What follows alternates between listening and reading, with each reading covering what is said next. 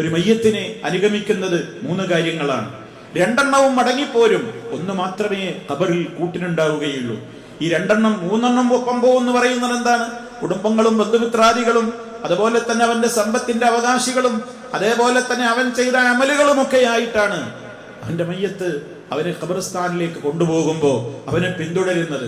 പക്ഷേ ഈ കുടുംബങ്ങളും ബന്ധുക്കളും അല്ലാത്തവരും ഒപ്പം വന്നവരും ഒക്കെ മടങ്ങിപ്പോരും. നമ്മുടെ ധനത്തിന്റെ ആളുകളും അവകാശികളും ഒക്കെ തിരിച്ചു പോരും. അമൽ മാത്രം ബാക്കിയാകും. ആ അമൽ അള്ളാഹു തൃപ്തിപ്പെടുന്ന അമലല്ലെങ്കിൽ, റബ്ബിന് വേണ്ടി അല്ല നമ്മൾ ജീവിച്ചതെങ്കിൽ, അമൽ മാത്രം കൂട്ടിനുണ്ടാകുന്ന നമ്മുടെ ഖബറിൽ ആരെ പേടിച്ചുകൊണ്ട്, ആർക്ക് വേണ്ടി റബ്ബിന്റെ നിയമങ്ങളെ നമ്മൾ അംഗീകരിക്കാതിരുന്നുവോ, മുത്ത് മുസ്തഫായുടെ സല്ലല്ലാഹു അലൈഹി വസല്ലം നമുക്ക് പഠിപ്പിച്ചു തന്ന നിയമങ്ങളെ നമ്മൾ അംഗീകരിക്കാതെ ഭയപ്പെട്ടു നിന്നുവോ, ആരെങ്കിലും അവിടെ നമ്മുടെ കൂട്ടിനുണ്ടാകുമോ? നമ്മുടെ ഭാര്യയുണ്ടോ, ഭർത്താവുണ്ടോ, പാപ്പയുണ്ടോ, മക്കളുണ്ടോ, കുടുംബങ്ങളുണ്ടോ, ബന്ധുമിത്രാദികൾ ആരെങ്കിലും ഉണ്ടോ? ആരുമില്ലല്ലോ. നമ്മുടെ അമല്, ആ അമല് നമ്മുടെ ഖബറിൽ നമുക്ക് കൂടെ ഉണ്ടാകണമെങ്കിൽ അത് അള്ളാഹു തൃപ്തിപ്പെട്ട അമലാവട്ടെ. അള്ളാഹുവിനെയല്ലേ നമ്മൾ തൃപ്തിപ്പെടുത്തേണ്ടത്?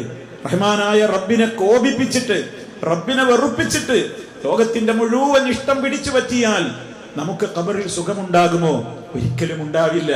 കാരണം നമ്മൾ ആരെയൊക്കെ സുഖിപ്പിച്ചോ അവരാരും നമുക്ക് സഹായത്തിനായി നമ്മുടെ ഖബറിൽ ഉണ്ടാവുകയില്ല.